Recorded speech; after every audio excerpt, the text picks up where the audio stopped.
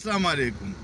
یو شوم مالدار سړی و، هغه یو ورځ نوکر سره په بازار کې تېرېدو، نو ته چې د کباب په کړي په مخ تېرېږي نو د هغې هغه بین ډېر زیات خوند کوي چې سړی لا وږي وي.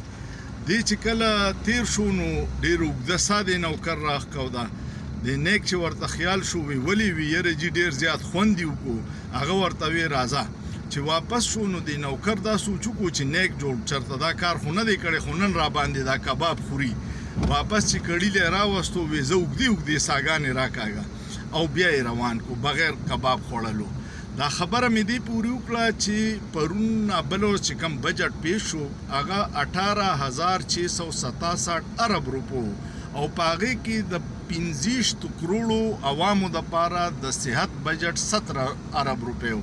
دا چې کله ته تقسیم کې په 25 کروڑ عوامو باندې نو دا جوړیږي 68 روپۍ د یو سړي په سر باندې راځي. یو پاکستانی به 68 روپۍ د کال د صحت خرچه به کوي. ما ته په کمنټ کې دا ولیکئ چې په 68 روپو باندې 100 ډسپرین ګولۍ کیږي چې دا حکومت وایي جوړ موږ به ټول کال صرف ډسپرین خورو او صحتمند به یو. ستاسو څه خیال دی؟ سوچ پې وکړئ، په سوچ کې څه ګناه نشته.